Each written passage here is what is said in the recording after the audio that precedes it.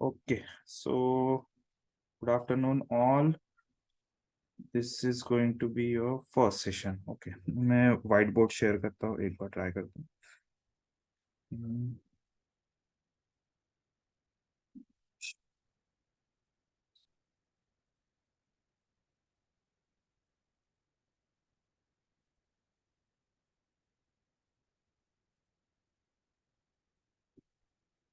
Okay, may be guys आप लोग बहुत बड़ी बड़ी टेक्नोलॉजी सीख लो, ठीक, बहुत बड़ी बड़ी टेक्नोलॉजी सीख लो, बट आपको ये नहीं पता है कि सिस्टम वर्क कैसे करता है, या फिर इंटरनेट वर्क कैसे करता है, अपने सिस्टम पे चीजें कैसे आती है, then it would be very difficult for you guys.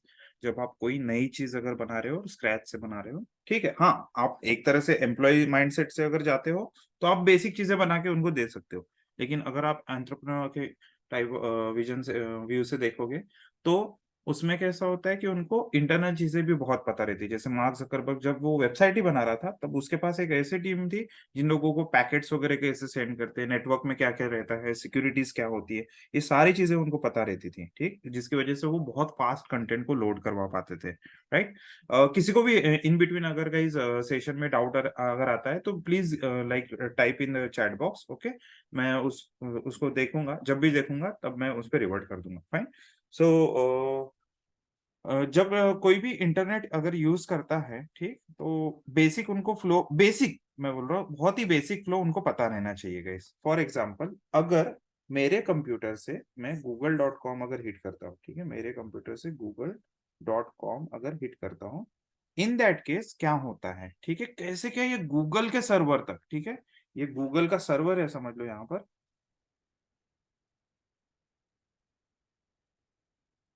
ये गूगल के सर्वर तक डेटा कैसे जाता है और वहां से डेटा कैसे लेकर आता है, जब हमारे हम कंप्यूटर से, हमारे पीसी से, पर्सनल कंप्यूटर से ये चीज हिट करते हैं, तो वो फ्लो हम समझने की कोशिश करेंगे. ठीक है, हम बेसिक ही फ्लो समझने की कोशिश करेंगे, जिससे आपको आइडिया आ जाएगा गाइस, जिससे आपको आइडिया आ जाएगा कि इस तरह से इंटरनेट वर्क करता है. एंड देन फिर हमारा उसमें रोल क्या है, as a developer, as a क्या बोलते हैं, बिगिनर, हम क्या कर सकते हैं, कैसे सीख सकते हैं ये सारी चीजें. ठीक है. सो google.com जब भी आप अपने कंप्यूटर से हिट करते हैं गाइस, तो वाईफाई के थ्रू या अपने लैन केबल के थ्रू ये सारा का सारा चीज पहले रिक्वेस्ट जाता है आपके घर के अंदर जो लगा है राउटर. ठीक है, घर के अंदर जो राउटर लगा हुआ है वहां तक ये रिक्वेस्ट जाती है. जैसे google.com आप लिखते हैं तो राउटर तक वो रिक्वेस्ट जाती है. आपके कंप्यूटर से कैसे निकलती है, या तो आपने लैन केबल लगाया होगा या फिर वाईफाई लगाया होगा, तो वो राउटर तक पहुंच जाती है. ठीक है. एंड राउटर पे जब भी पहुंचती है ये, तब राउटर में हो सकता है कि आपने एयरटेल का राउटर लगा के रखा होगा, जियो का राउटर लगा के रखा होगा, या फिर कोई तो भी लोकल, या फिर कोई तो भी लोकल अगर कोई ये है, लेट से हाथवे है, या फिर कोई लोकल अगर वेंडर है इंटरनेट का, तो उनका आईएसपी, ठीक है, ऐसा एक आईएसपी रहता है, उसके पास वो रिक्वेस्ट जाती है, मतलब इंटरनेट सर्विस प्रोवाइडर. ठीक है, इंटरनेट सर्विस प्रोवाइडर तक वो रिक्वेस्ट जाती है यहाँ से google.com से घर के राउटर तक. ठीक है, ये आपके होम में है राउटर. एंड उसके बाद वो रिक्वेस्ट जाती है आपके इंटरनेट सर्विस प्रोवाइडर के पास. इंटरनेट सर्विस प्रोवाइडर के पास ऐसा हो सकता है कि एक घर, फिर बाद में यहाँ पर दूसरा घर, ठीक, ऐसे बहुत सारे घरों की रिक्वेस्ट इसके पास आती है. ठीक, तो इंटरनेट सर्विस प्रोवाइडर मतलब एक बंदा रहता है जहां पर ऑफिस में बैठा रहता है, और वहां पे सारे केबल्स वो कनेक्टेड रहते हैं यहाँ पर, और सभी घरों से रिक्वेस्ट जो रहती है इंटरनेट सर्विस प्रोवाइडर का मतलब एक तरह से समझ लो, एयरटेल का इंटरनेट आपने लिया है, तो एयरटेल के ऑफिस जो भी रहेगा वहां पे वो सारी रिक्वेस्ट रिसीव होती है. अब एयरटेल के ऑफिस में वो आईएसपी है जो इंटरनेट सर्विस प्रोवाइडर, उसके ऑफिस में क्या रहता है, एक कंप्यूटर रहता है या फिर एक सर्वर बोल सकते हैं. वो सर्वर में ये एंट्रीज करके रखता है, ये वो सर्वर में ये एंट्रीज करके रखता है दो तीन डीएनएस सर्वर के, डीएनएस डोमेन नेम सर्वर की एंट्रीज करके रखता है. तो google.com, ठीक है, गूगल एक कंपनी है, वो आपको डीएनएस भी प्रोवाइड करती है. तो सभी के सभी आईएसपी, चाहे वो जियो का हो, एयरटेल का हो, या लोकल वाला आईएसपी हो, इंटरनेट सर्विस प्रोवाइडर, ये सभी लोग क्या करते हैं, 8.8.8.8, ठीक है, ऐसे चार डिजिट का ये जो है आईपी एड्रेस, ठीक है, ये आईपी एड्रेस एंटर करते हैं. एंड सारी की सारी रिक्वेस्ट फिर ट्रांसफर होती है एक तरह से आपके डीएनएस सर्वर के पास, सारी की सारी रिक्वेस्ट. और ये डीएनएस सर्वर एक्चुअली करता क्या है, तो गूगल से जब भी कोई रिक्वेस्ट आती है डीएनएस सर्वर तक, तो वो क्या करता है, ये सर्वर में ऐसे मैपिंग लिखी हुई होती है। क्या मैपिंग लिखी हुई होती है कि कौन सा डोमेन, ठीक है, कौन सा डोमेन, ये google.com ये एक डोमेन है, ये कौन से आईपी एड्रेस के साथ या फिर कौन से मशीन के साथ, ठीक है, कौन से मशीन के साथ वो मैप्ड है, ठीक। और लेट से यहाँ पर एक आईपी है 1.2.3.4, ये आईपी एड्रेस गूगल का है ऐसा समझ लो, ठीक है, गूगल का ये आईपी एड्रेस है। तो ये सारी एंट्रीज जो है ये इस DNS server, domain name server में ये एंट्रीज रहती है। अब ऐसा क्यों किया होगा इन्होंने, डोमेन नेम सर्वर क्यों किया होगा, डायरेक्टली google.com ही यहाँ पर क्यों नहीं डाल दिया होगा, ठीक है, सर्वर का नाम डायरेक्ट google.com ही रखना था। बट ऐसा नहीं है गाइस, ठीक। क्या होता है ना, जब भी आप सर्वर बनाते हैं, लेट्स से ये गूगल का सर्वर का अभी आईपी एड्रेस 1.2.3.4, जब भी आप सर्वर बनाते हैं तो उस सर्वर में एक ही वेबसाइट नहीं रहती है, एक से ज्यादा भी वेबसाइट रह सकती है। Let's say website 1, website 2, website 3 and n number of website n. तो बहुत सारी वेबसाइट रह सकती है और हर एक वेबसाइट का कोई ना कोई एक डोमेन होता है, ठीक है। जैसे आप बोल सकते हो google.com, yahoo.com, गूगल के अंदर youtube.com भी हो सकता है, ठीक, drive.com होता है। तो ऐसे बहुत सारे वेबसाइट्स रह सकती है जो एक ही सर्वर पे रह सकती है। इसीलिए हम डायरेक्टली जो है क्या कहते हैं, डोमेन के नाम से कंप्यूटर नहीं बना सकते। हम क्या बनाते हैं, हमेशा कंप्यूटर जो बनाते हैं वो आईपी एड्रेस से बनाते हैं। जैसे कि वेबसाइट 1, वेबसाइट 2, वेबसाइट 3, वेबसाइट 4, सभी के सभी वेबसाइट एक ही कंप्यूटर पे रहेंगे। उनका आईपी एड्रेस भले ही सेम रहेगा लेकिन सभी के डोमेन नेम अलग अलग रहेंगे, ठीक है। आप जो भी टाइप करते हो, let's say codeinsideacademy.com, let's say geo.com, ऐसा कोई भी यूआरएल होता है वो, उसको हम बोलते हैं डोमेन। और वो डोमेन्स जो होते हैं एक ही कंप्यूटर के अंदर 15-20 डोमेन्स भी रह सकते हैं, एक से ज्यादा डोमेन्स रह सकते हैं एक कंप्यूटर के अंदर, ठीक। बट एक कंप्यूटर का जो आईपी एड्रेस रहता है वो यूनिक रहता है। वो इंटरनेट पर यूनिक आईपी एड्रेस ही रहेगा, जहां पर भी जाओ आप वो यूनिक ही रहेगा। वैसा आईपी एड्रेस किसी और को कभी भी नहीं मिलेगा। अगर आपको देखना है आपके कंप्यूटर का आईपी एड्रेस क्या है, तो आप अपने वेबसाइट पे किसी भी जगह जा सकते हैं, गूगल पे वगैरह जाके आप जस्ट इतना सर्च करेंगे व्हाट इज माई आईपी, तो आपको वो आईपी एड्रेस शो कर देगा, ठीक है। What is my IP address, यहाँ पर देखो क्लिक करने पर पहला ही लिंक है, तो आपको दिखा देगा ये IPv4 आपका आईपी एड्रेस क्या है, 106.213.80.118। अब ये आईपी एड्रेस दुनिया में और किसी भी पर्सन का ये आईपी एड्रेस नहीं हो सकता। हाँ, अगर मैं अपना राउटर रिस्टार्ट करूंगा शायद मेरा आईपी एड्रेस चेंज हो जाएगा, ठीक है। अगर मैं राउटर रिस्टार्ट करूंगा तो मेरा आईपी एड्रेस चेंज हो जाएगा। आपके केस में भी आप what is my IP Google पे सर्च करेंगे, अगर आपको यहाँ पर डायरेक्ट नहीं दिखता है तो लिंक पे क्लिक करने पर आपको आपका आईपी एड्रेस मिल जाएगा। और IPv4 आप ऐसा इजिली आइडेंटिफाई कर सकते हो, 106.213.80.118। और ये यूनिक होता है, ये पूरे दुनिया में किसी ना किसी एक ही कंप्यूटर पे रहेगा ये आईपी एड्रेस, और किसी दूसरे कंप्यूटर को नहीं मिलेगा। एक ही कंप्यूटर में क्यों रहेगा, क्योंकि गाइस अगर कोई भी मतलब मैलिशियस एक्टिविटी होती है यहाँ पर, अगर किसी ने हैक कर दिया, किसी ने अगर ये आईपी का यूज करके किसी पे अटैक कर दिया, किसी ने किसी के पैसे चुरा लिए इंटरनेट के थ्रू, तो उन लोगों को आइडेंटिफाई होना चाहिए कि ये पर्टिकुलर चीज किस पर्सन के किस कंप्यूटर से हुई है, ठीक। तो जितने भी कंप्यूटर्स है उनको एक यूनिक आईपी एड्रेस दिया जाता है guys। हाँ, आपके घर में अगर 4 कंप्यूटर है और आपने एक ही राउटर लगाया तो चारों कंप्यूटर पे एक ही आईपी एड्रेस शो करेगा, ठीक है, चारों कंप्यूटर पे एक ही आईपी एड्रेस शो करेगा। आपके स्कूल के इंटरनेट कैफे में अगर इंटरनेट लैब में जाते हो आप, वहां पर व्हाट इज माई आईपी करोगे तो शायद वो राउटर जो रहेगा उसका आईपी एड्रेस यहाँ पर सभी के कंप्यूटर में शो करेगा। तो यूनिकनेस फिर निकालने के लिए लोकल आईपी एड्रेस फिर जो रहता है वो भी फिर आइडेंटिफाई करते हैं, और उससे पता चलता है कि कौन से पर्टिकुलर कंप्यूटर से एक्टिविटी परफॉर्म की गई है, ठीक है। तो यूनिक आईपी एड्रेस का यही एक कंसेप्ट है। Where is the white board, हाँ।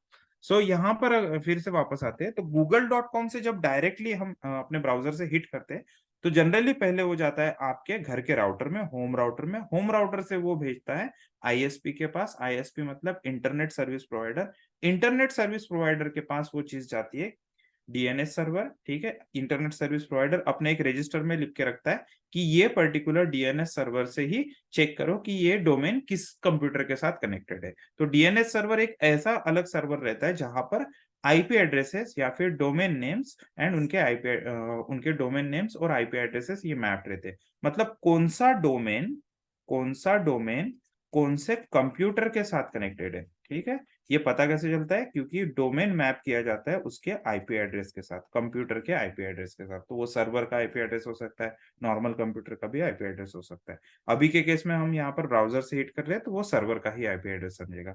तो यहाँ पर फिर इस तरह से इस कंप्यूटर तक पहुंचता है वो। अब यहाँ पर भी देखता है वो पर्टिकुलर पेज अवेलेबल है या नहीं है। जैसे google.com हिट करते हैं आप नॉर्मली, तो बाय डिफॉल्ट index.html नाम की फाइल हिट होती है, बाय डिफॉल्ट index.html नाम की फाइल हिट होती है। तो ये यहाँ पर इस सर्वर पे जाके भी, गूगल सर्वर पे जाके चेक करेगा गूगल कि ये फाइल मेरे पास है या नहीं है, index.html फाइल है या नहीं है। अगर है तो इसके पास जाएगा, ठीक है, फिर से आईएसपी, फिर डीएनएस सर्वर, फिर ISP, sorry domain name server, and then ISP के पास, आईएसपी के पास से आपके घर के राउटर में, घर के राउटर से आपके घर के पीसी में, ठीक है, या फिर पर्सनल कंप्यूटर में वो गूगल का पेज पे फिर लोड होता है।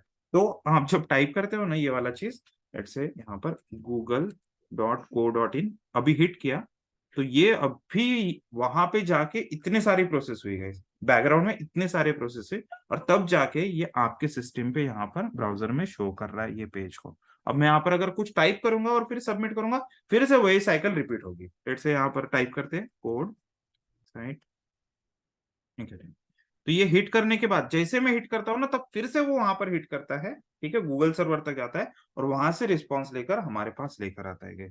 So that's how this things work, ठीक है, that's how this things work internet के ऊपर। अब ये पेजेस जो है, ठीक है, जो स्क्रीन पे दिख रहा है, ये चीज क्या है, ठीक है। हाँ, और एक चीज गाइस मिस कर दिया मैंने यहाँ पर, कि ये डेटा, ठीक है, आईएसपी के पास तो आता है, बट आईएसपी से ये गूगल सर्वर तक जाने के लिए यहाँ पर बीच में समुंदर भी हो सकता है गैस, सी, सी के थ्रू यहाँ पर वायर्स डाले जाते हैं, कॉपर वायर, ठीक है, फाइबर ऑप्टिक केबल,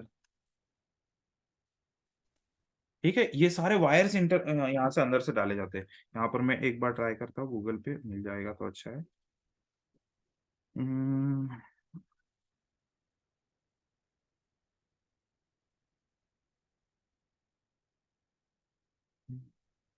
ये देखो ऐसे समुंदर के अंदर ऐसे वायर्स डाले रहते हैं। अंडर द वेव्स और at the bottom of the earth ocean और almost 1.5 million kilometre of submarine fibre optic cables, इसको सबमरीन फाइबर ऑप्टिक केबल बोला जाता है, ठीक। तो मैं थोड़ा मैप ट्राई करता हूँ, सबमरीन केबल मैप।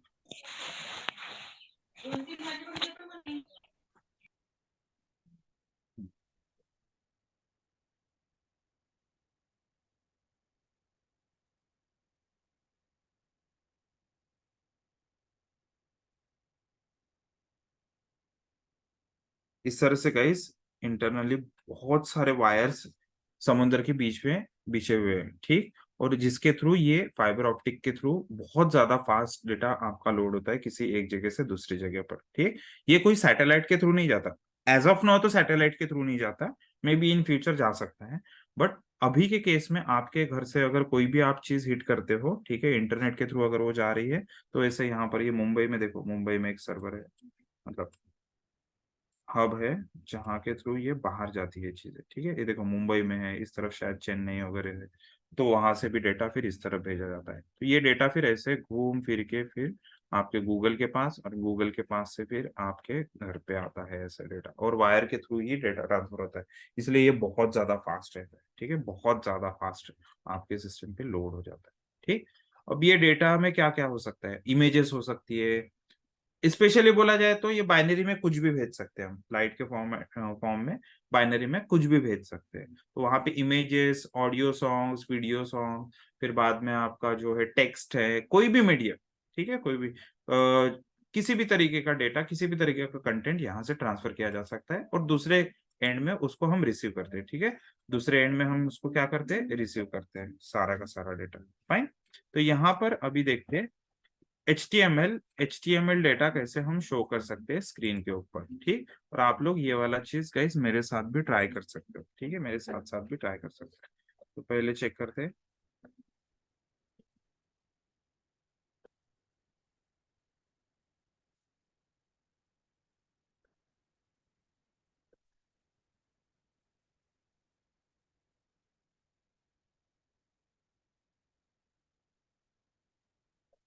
ठीक है, मैंने एक फाइल बनाई index.html। बहुत सारे लोग क्या करते हैं यहाँ पर HTML ऐसा टाइप करते हैं और अपने आप सारी चीजें आ जाती है, फिर बाद में उनसे पूछा जाए कि ये मेटा टैग क्या है, किसी को कुछ पता नहीं रहता है। तो बेस्ट चीज ये है कि स्क्रैच से स्टार्ट करो। ठीक, स्क्रैच से स्टार्ट करो और कंसेप्ट को क्लियर करो सबसे पहले। एंड देन आपने इंटरव्यू क्लियर कर लिया, अंदर जाने के बाद आपको पता है कि शॉर्टकट कैसे HTML पेजेस क्रिएट कर सकते हो, तो वैसे पेजेस क्रिएट करके आप दिखा सकते हो। ठीक, तो यहाँ पर हम ट्राई करते गए, यहाँ पर हम ट्राई करते हैं एक सिंपल HTML लिखने का। H1 टैग का यूज करेंगे हम सर व्हाइट और बॉडी इसमें लिख शोर है। देंगे हेलो वर्ल्ड। ठीक है, H1 टैग का यूज करेंगे, इसमें लिख देंगे हेलो वर्ल्ड और इसको सेव करते हैं। सेव करने के बाद what I need to do, I need to click on go live server. Save करने के बाद I need to click on go live server. जैसे गो लाइव सर्वर पे क्लिक करता हूं मैं, ब्राउजर पे अगर हम आते हैं तो यहाँ पर आप देख सकते हैं कि ये पेज शो करना स्टार्ट कर दिया उसने। हेलो वर्ल्ड जो लिखा हुआ है वो यहाँ पर पेज पे शो करना उसने स्टार्ट कर दिया। ठीक, जिन लोगों के पास अभी VS कोड नहीं है, कोई भी सॉफ्टवेयर नहीं है, अब वो सर लोग इस वीएस चीज को कोड कैसे कर स्टिल सकते नॉट हैं, शोइंग। वो लोग इस चीज को कैसे कर सकते हैं? वीएस कोड की व्हाट स्क्रीन शो नहीं हो रही है sir. they have to they have to go to w3schools.com। they have to go to w3schools.com। मैं ये यूआरएल सेम आपके चैट बॉक्स में भी शेयर कर देता हूँ। ठीक है, same URL I am chat box. हाँ, जस्ट अ सेकंड, शेयर कर देता हूँ मैं फिर से। व्हाइट बॉडी शो हो रहा है, बस वीएस हाँ कोड हाँ, की मैं स्क्रीन शेयर शो करता नहीं। हूँ, शेयर करता हूँ। ठीक, तो आप लोगों को क्या करना है गाइस, आप लोग W3 स्कूल्स में जाके इसको बेसिक प्रैक्टिस कर सकते हो। कैसे प्रैक्टिस करना है? बेसिक प्रैक्टिस w3schools.com पे आपने जाना है एंड W3 स्कूल्स पे जाने के बाद what you need to do, you need to click on HTML। किधर गया फर्स्ट वन? ठीक है, फर्स्ट वन जो HTML का लिंक है आपको उस पर क्लिक करना है। ठीक, फर्स्ट वन आपको HTML पे क्लिक करना है। ओके, w3schools.com पर जाना है आपने एंड आपने क्लिक करना है HTML के ऊपर।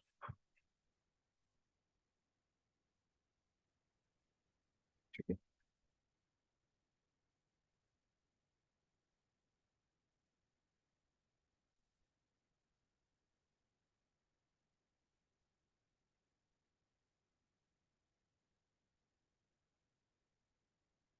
ठीक है, जैसे आप HTML पे क्लिक करेंगे गाइस, यहाँ पर आपको एक बटन शो करता है, वो try it yourself. Scroll down करने पर आपको एक बटन शो करता है try it yourself. This is kind of a playground, आप इसमें जितने चाहे उतने कोड लिख के चेक कर सकते हो। ठीक है, जितने चाहे उतने कोड लिख के चेक कर सकते हो।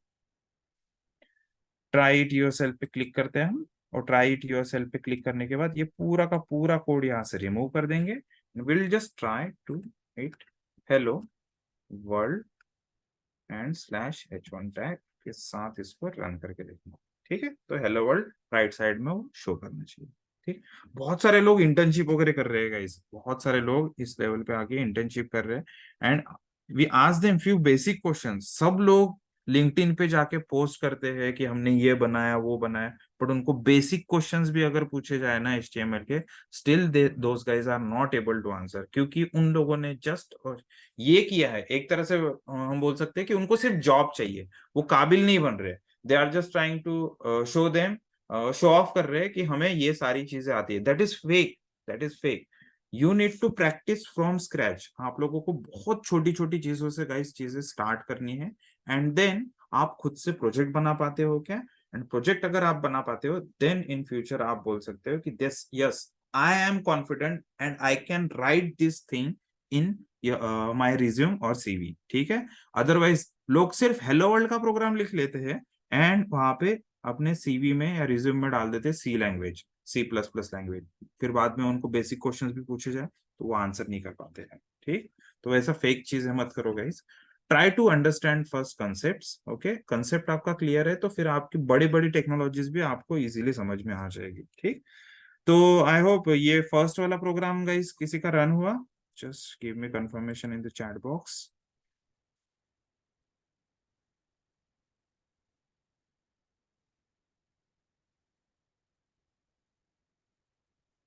Hello world part, is it working for anyone?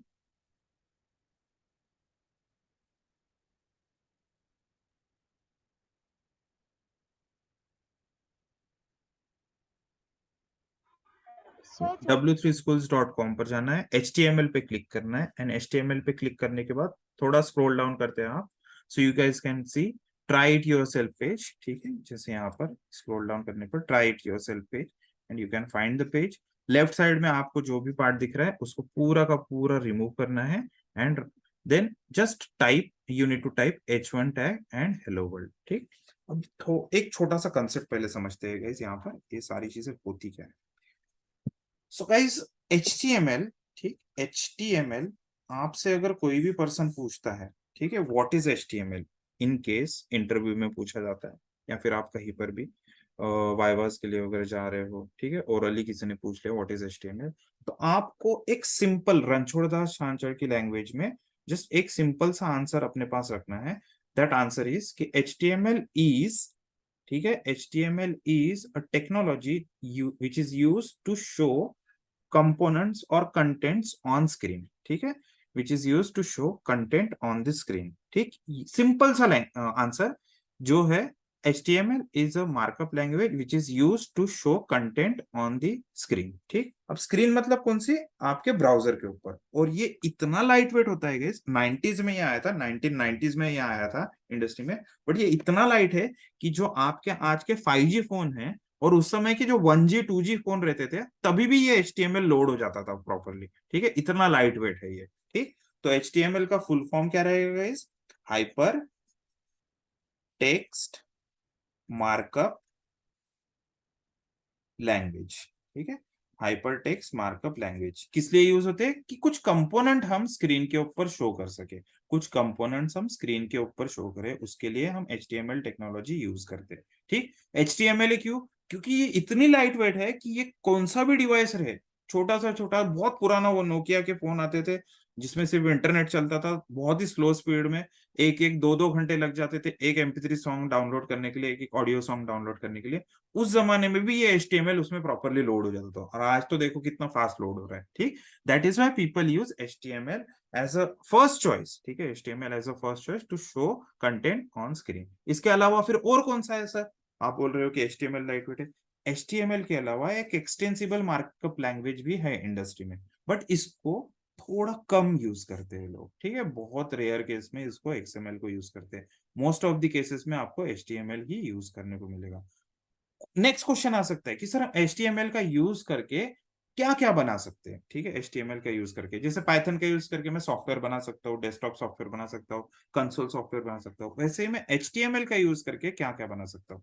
HTML का यूज करके गाइज आप वेबसाइट बना सकते हो। क्या बना सकते हो, वेबसाइट, जैसे ये वेबसाइट दिख रही है, ये पूरा वेब पेज है, ये आप HTML का यूज करके बना सकते हो। और क्या बना सकते हो, आप मोबाइल ऐप भी बना सकते हो गए, आप मोबाइल ऐप भी बना सकते हो HTML के टैग्स का यूज करके। देर आर मेनी एप्लीकेशन जो इस HTML को इसमें कन्वर्ट कर देता है, APK फाइल या फिर आईफोन की जो फाइल्स रहती है उसमें कन्वर्ट कर देता है, and there you can directly run HTML on your mobile app. ठीक है, वहां पर भी ये यूज हो सकता है। थर्ड चीज, कार के अंदर जो सिस्टम होते हैं, राइट, कार के अंदर जो ऑपरेटिंग सिस्टम होते हैं, वहां पर स्क्रीन पे जो डिस्प्ले होता है वहां पर भी आप HTML यूज कर सकते हो। ठीक है, रॉकेट, रॉकेट साइंस जो बोलते हैं, अभी इलॉन मस्क ने एक अपने स्क्रीन के ऊपर जो डिस्प्ले था उसका, ठीक, एक रॉकेट के अंदर जो डिस्प्ले था उस डिस्प्ले में भी HTML के थ्रू ही कंटेंट शो किए थे उसने। HTML का मेन पर्पस ही तो वो है ना कि कंटेंट शो करना, स्क्रीन के ऊपर कंटेंट शो करना, तो वो शो कर पाते थे, इसलिए उसने भी, इलॉन मस्क ने उस रॉकेट में ये एप्लीकेशन के थ्रू मतलब HTML वहां पर यूज किया था। ठीक, और कहाँ यूज कर सकते हैं, डेस्कटॉप एप्लीकेशन में। ठीक है, डेस्कटॉप ऐप, ठीक है, डेस्कटॉप ऐप में भी यूज कर सकते हैं। कौन से डेस्कटॉप ऐप, जैसे आपका VS कोड अभी मैंने ओपन करके देखा था, वैसा ऐप बना सकते हो आप। ठीक है, ये ब्राउजर, ऐसा ब्राउजर भी आप HTML का यूज करके बना सकते हो। एक ऐसा टूल, नोटपैड जैसा टूल, वो भी आप HTML का यूज करके बना सकते हो, क्योंकि सभी जगह क्या है, कंटेंट ही आपको शो करने हैं, कुछ हेडर में शो करना है, कुछ बटन शो करने हैं, कहीं पे टेक्स्ट बॉक्स शो करने हैं, और ये सारी चीजें गाइस HTML में अवेलेबल है। That is why it is so popular. और HTML5 जो करंट वर्जन है HTML का, वो है HTML5, उसमें इतनी सारी चीजें अवेलेबल है, इतनी सारी चीजें अवेलेबल है कि आपको HTML6 की शायद ही जरूरत पड़ेगी रिसेंट कुछ दिनों में।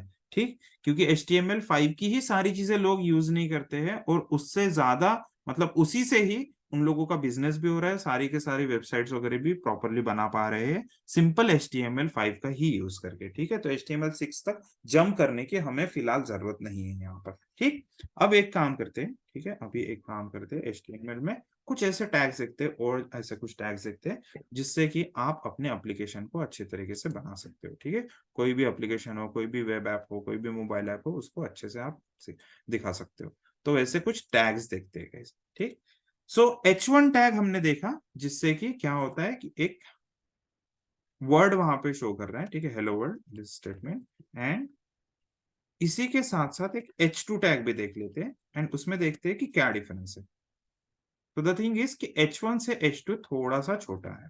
और ऐसे ही हम कितने टैग्स यूज कर सकते हैं H का यूज करके, यहाँ पर H1, H2, H3, 4, 5 एंड 6। 6 से ज्यादा नहीं, ठीक है, 6 से ज्यादा नहीं। 6, 5, 4, 3, ठीक, 2, 1। तो H1 इज द हाइएस्ट, मतलब जो लार्जेस्ट है, and H6 is the smallest.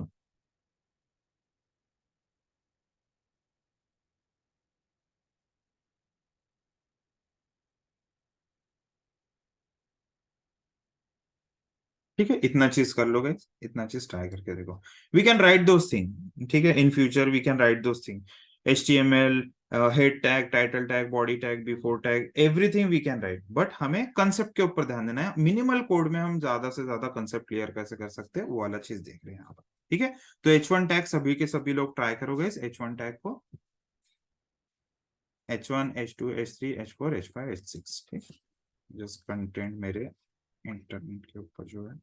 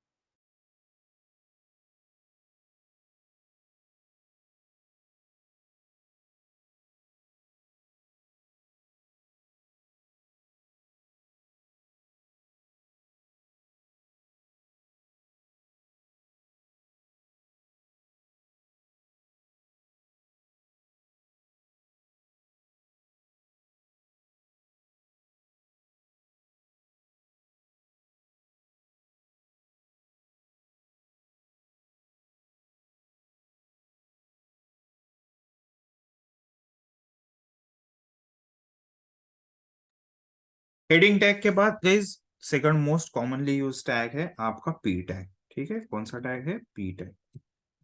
तो पी टैग के अंदर आप क्या कर सकते हो गाइस, कोई भी पैराग्राफ लिख सकते हो। ठीक है, कोई भी पैराग्राफ लिख सकते हो। हम जनरली लिपसम से डेटा उठाते हैं,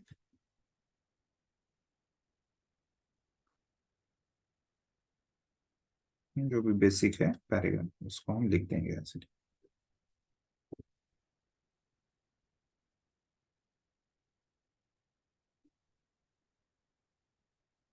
पी टैग के अंदर पेस्ट कर देंगे, you can see P tag के अंदर का पैराग्राफ शो कर देंगे।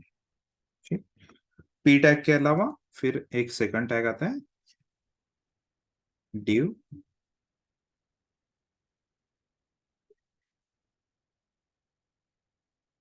This is div from div tag.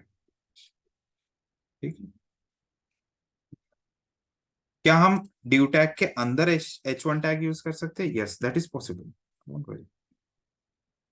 ठीक है, हम टैग के अंदर टैग्स यूज कर सकते हैं, टैग के अंदर टैग्स यूज कर सकते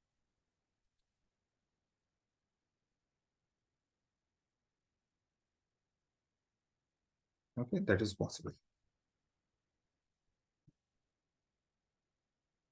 ये वाला चीज भी ट्राई करके देखो।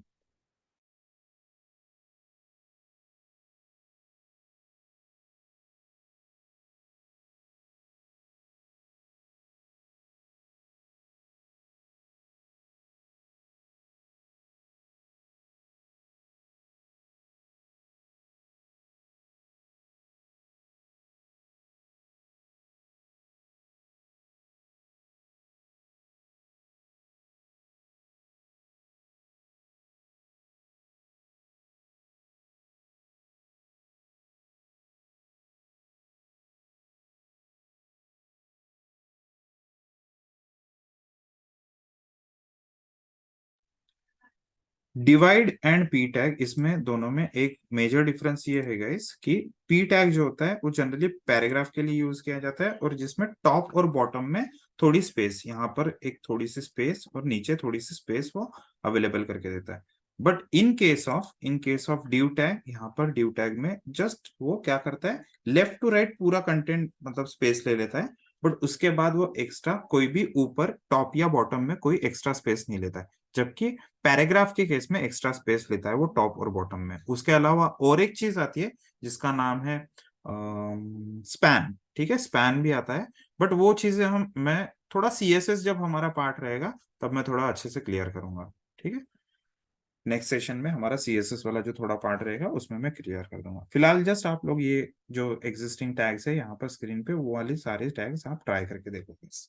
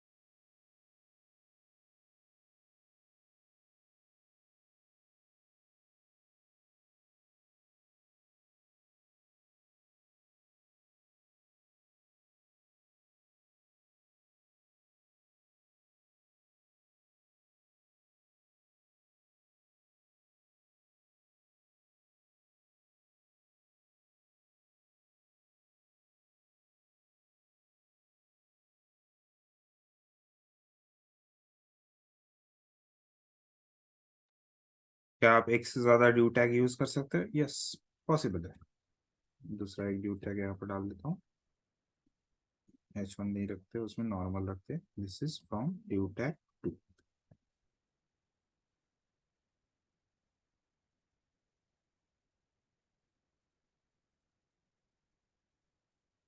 ठीक है, ये नॉर्मली दिखे। मार्क पी टैग भी प्रॉपरली शो कर रहे हैं। मार्क पी टैग में आई थिंक डायरेक्शन भी आती है, एक जस्ट डायरेक्शन वाला पार्ट देख लेते हैं। Mark P tag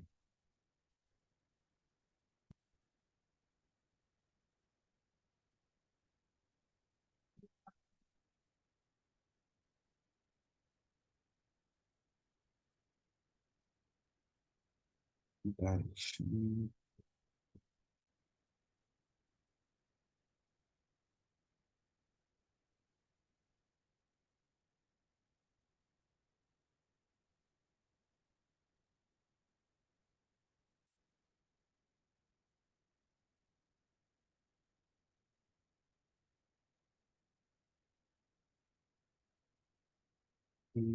right.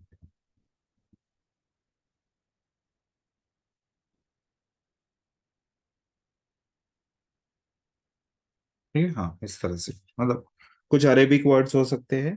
ठीक है, मतलब उर्दू में लिखा हुआ चीज वो जनरली इस साइड में शो करते हैं।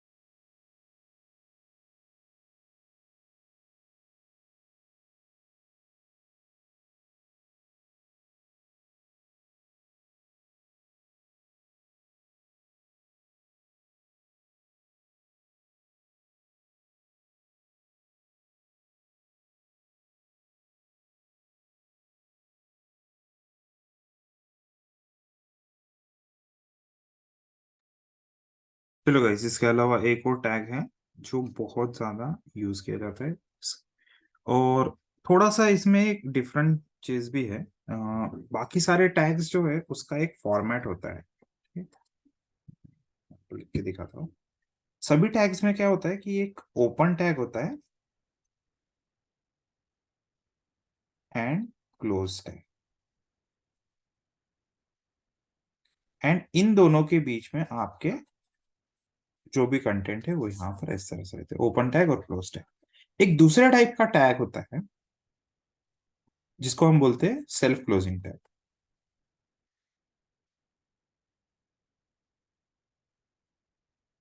यहाँ पर बीच में कुछ एट्रीब्यूट्स हो सकते हैं एंड उसके अंदर फिर आपको उसी टैग को क्लोज करते टाइम, ठीक है, मतलब ग्रेटर देन सिंबल या फिर क्लोज एंगुलर ब्रैकेट सिंबल के पहले ही आपको स्लैश यूज करना पड़ता है, जबकि ओपन टैग और क्लोज टैग जिसमें रहते हैं वहां पर क्लोजिंग टैग के स्टार्टिंग में आपको स्लैश देना पड़ता है, ठीक।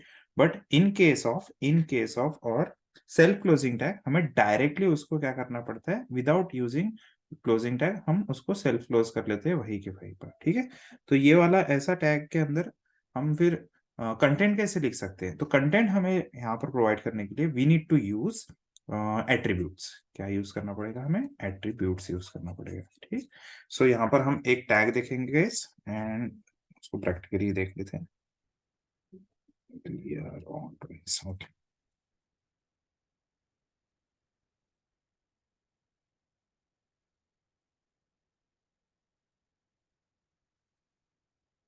IMG SRC इक्वल्स टू, यहाँ पर कोई भी यूआरएल रहेगा, ठीक है, कोई भी एक यूआरएल रहेगा, यूआरएल इमेज का, ठीक है। कौन सी इमेज का देख लेते हैं, यहाँ पर कोई ऑनलाइन इमेज हमें मिलती है क्या, जैसे फ्लिपकार्ट पे जाते हैं,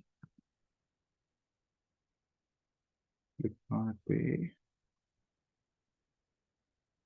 हम्म, ठीक है, ये टेडी वाला इमेज देखते हैं, open image in new.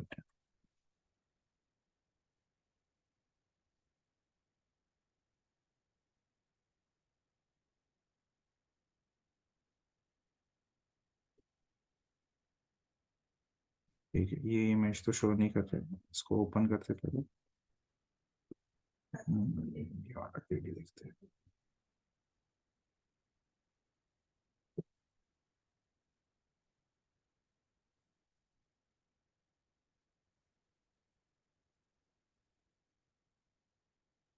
Okay, तो ये पर्टिकुलर इमेज मिली है हमें fixcard.com, ये दूसरे साइट से इमेज लोड करवाता है। तो यहाँ पर आते हैं और ये सेम यूआरएल यहाँ पर पेस्ट करते हैं, ठीक है, सेम यूआरएल यहाँ पर पेस्ट करते हैं एंड जेपीजी पीएनजी ऐसा कोई यूआरएल आपका रहेगा इमेज का एंड उसको सेव। तो ये देखो यहाँ पर लोड कर दिया इसने, उस इमेज को लोड करवा दिया, ठीक। सेम कोड गाइस मैं यूआरएल आपको शेयर कर देता हूँ चैट बॉक्स में, आप खुद भी इसको ट्राई करके देखो।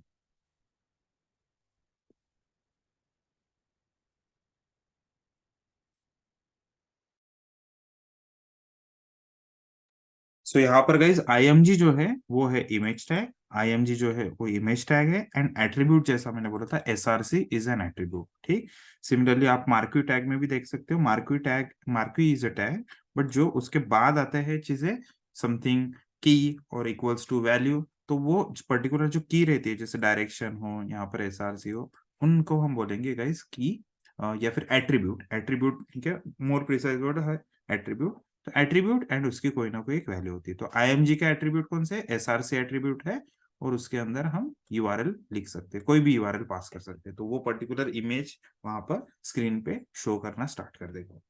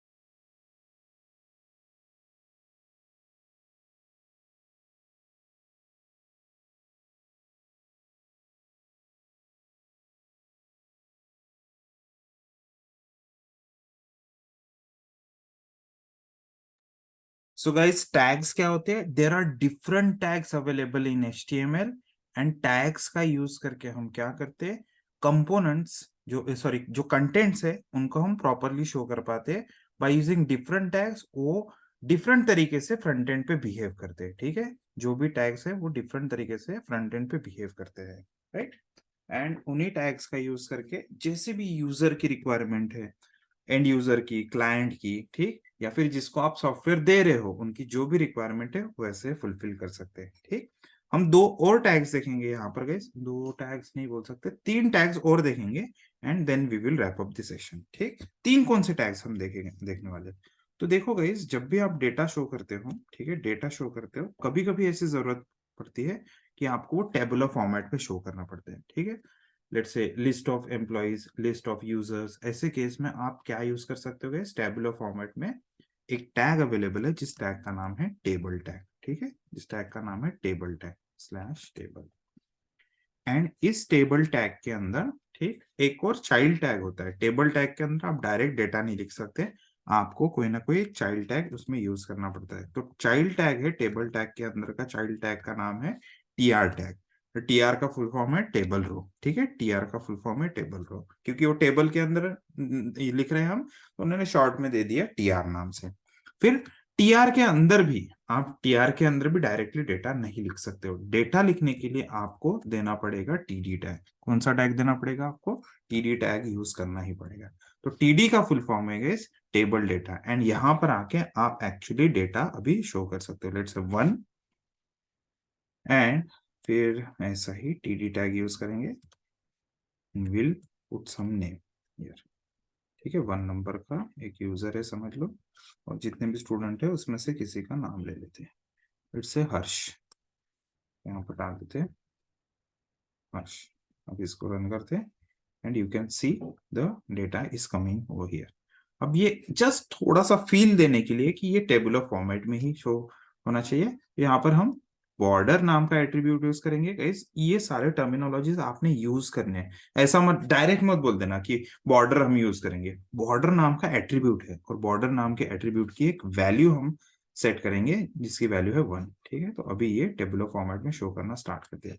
इसी तरह मैं यहाँ पर सेकंड रिकॉर्ड भी डाल देता हूँ, ठीक है, second record, and let's say second student का नाम संजना,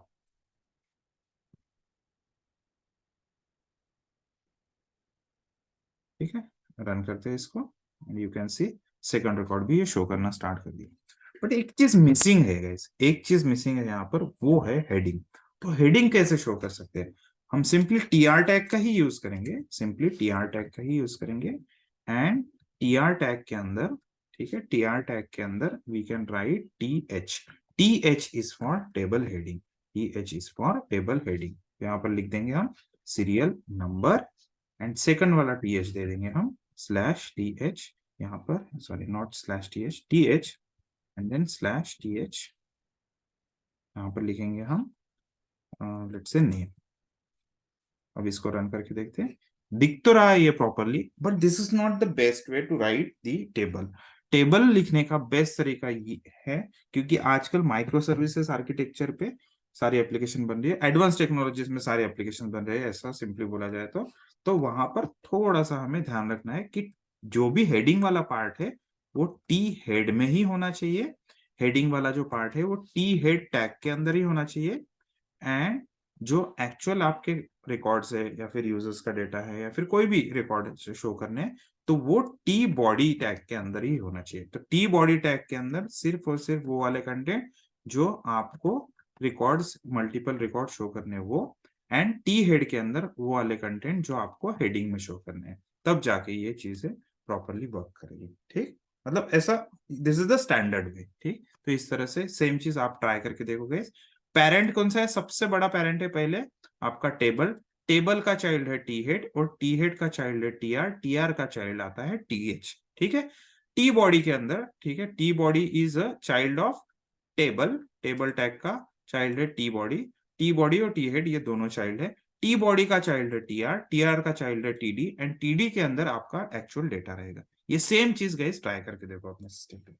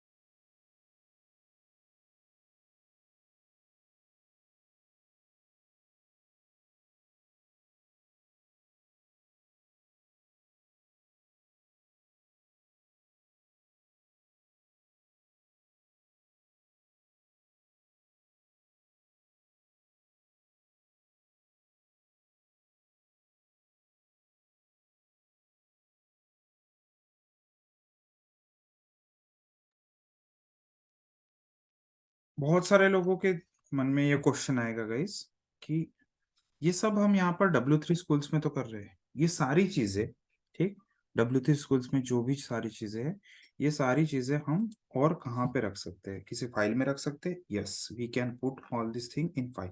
इसको मैं पूरे कोड को कॉपी कर लेता हूँ।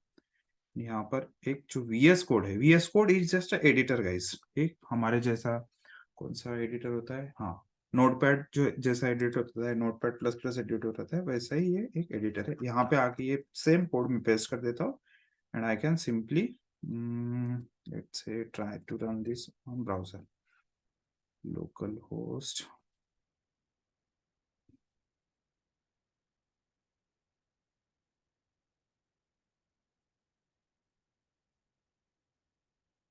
500, ठीक है, उसमें हमने HTML बनाया और ये पेज लोड हो रहा है, ये मेरे लोकल सिस्टम से लोड हो रहा है ये सेम पेज, ठीक। आप बोलोगे कि सर इसको मैं लाइव कर सकता हूँ क्या? यस, सिर्फ पॉसिबिलिटी देख लीजिएगा, ये VS कोड ये लाइव करना होगा, हम नेक्स्ट सेशन में जरूर देखेंगे, ठीक। तो सबसे पहले इसको देखते हैं कि ये कौन से फोल्डर के अंदर है। ओपन कंटेनिंग फोल्डर पे क्लिक कर देता हूँ, राइट क्लिक करके वो फोल्डर आपका ओपन हो जाएगा। जिनके पास विंडोज है सेम ऑप्शन रहेगा ओपन करने के लिए। एंड इसको मैं अभी लाइव करने का ट्राई करता हूँ। लाइव कैसे करेंगे? Okay great, thanks. गिटहब एक ऐसी वेबसाइट है, ठीक है, जहाँ पे आप कोड्स को लाइव कर सकते हो, ठीक है, जहाँ पे आप कोड को लाइव कर सकते हो। फिलहाल मुझे नहीं करना है इनेबल्ड, ठीक। यहाँ पर आके मैं क्या करूंगा, एक न्यू रिपोजिटरी क्रिएट कर दूंगा। फिलहाल जस्ट आप देखिए गाइस, ठीक है, सेम चीज जस्ट देखिए।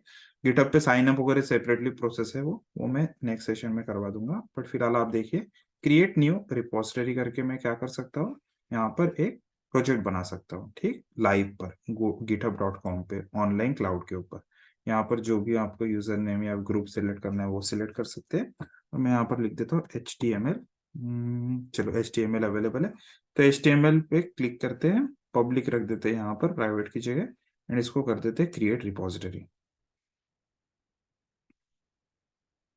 क्रिएट रिपोजिटरी करने के बाद अपलोड एन एग्जिस्टिंग फाइल का यहाँ पर मुझे ऑप्शन देता है, तो मैं जैसे ही अपलोड एन एग्जिस्टिंग फाइल पे क्लिक करता हूँ, ये बोल रहा है कि जो जहां पर भी आपकी फाइल है वहां से यहाँ पर अपलोड कर दो।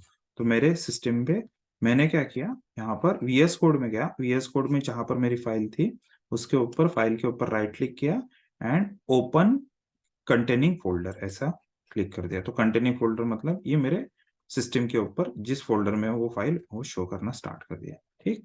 नेक्स्ट चीज हमें क्या करनी है, नेक्स्ट चीज हमें करनी है कि ये पर्टिकुलर फाइल जो है इसको अपलोड करना है। तो मैं यहाँ से सिलेक्ट करके डायरेक्ट ड्रैग कर सकता हूँ, ड्रैग फाइल्स हियर ऐसा बोल रहा है वो, एंड जैसे ड्रैग कर देता हूँ उसके बाद यहाँ पर ये फाइल अपलोड होना स्टार्ट हो गई।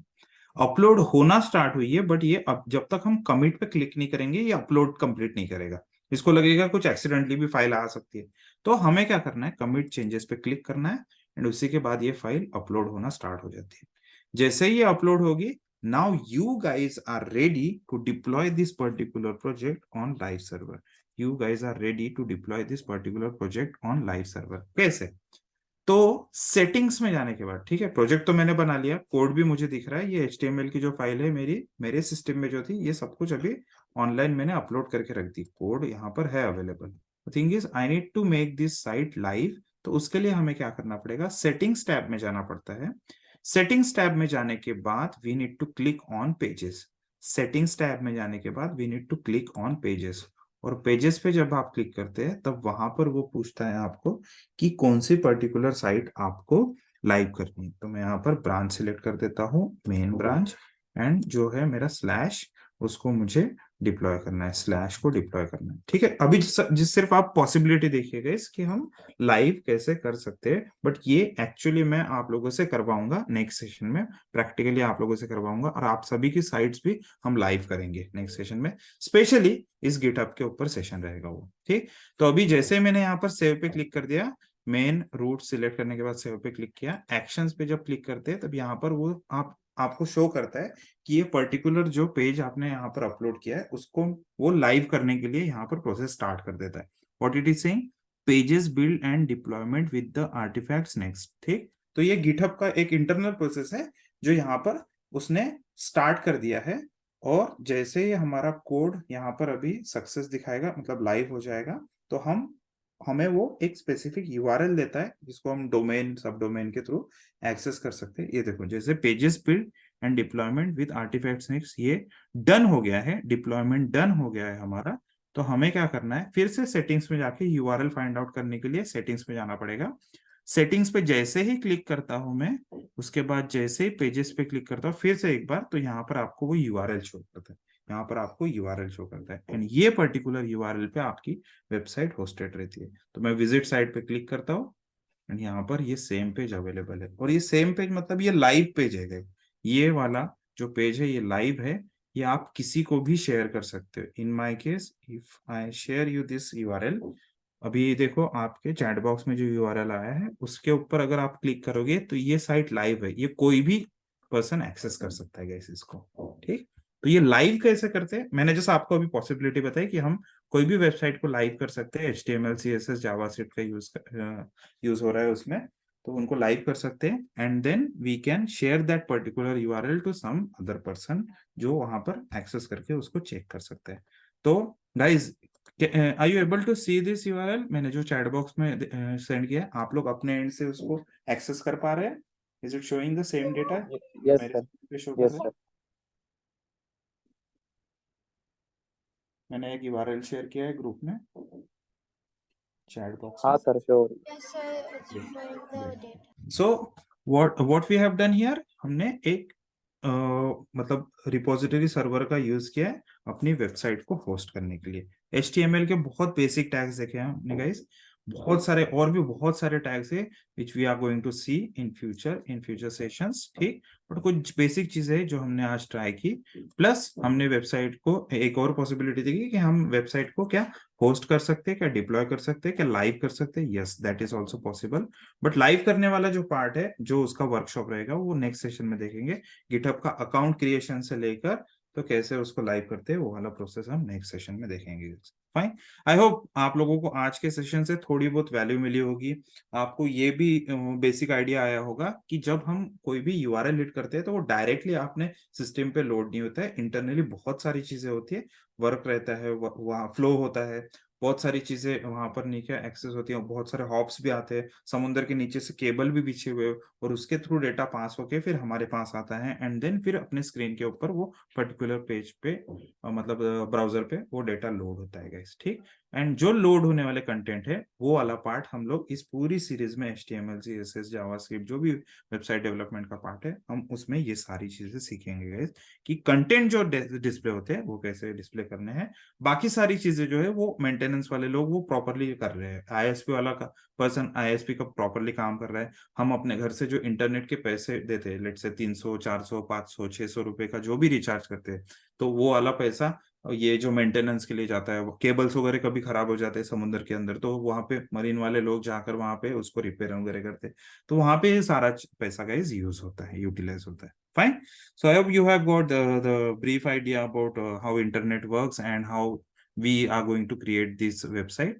तो अगर इतना अगर समझ में आया है तो जस्ट चैट बॉक्स में just give me thumbs up and then we will wrap up this session, today's session. और ये फाइल मैं गाइस शेयर कर दूंगा आप लोगों के साथ, ये बेसिक जो हमने कोड किया है वो फाइल शेयर कर दूंगा। ठीक है, so give me thumbs up if you guys have got some basic idea. If you have some doubts you can ask in the chat box, but जो हाँ गिटहब से रिलेटेड कुछ होगा तो वो हम नेक्स्ट सेशन में हम कवर करेंगे गाइस। ओके, चलो गाइस, लेट्स सी, मैं कुछ लिंक्स भी शेयर करके रख दूंगा so that you you can watch those videos अपने फ्री टाइम में, बट ऐसा कुछ जरूरी नहीं है कि वो देखना ही है, जस्ट थोड़ा सा गो थ्रू कर लिया तो भी चलेगा। अदरवाइज हम मोस्ट ऑफ द टॉपिक्स ये लाइव सेशंस में ही कवर करेंगे। ओके, चलो, I will see you in the next session, तब तक के लिए bye guys, I will see you in the next video, bye. Bye sir. Bye, sir. Thank you, sir. Yes yes, thanks, bye guys.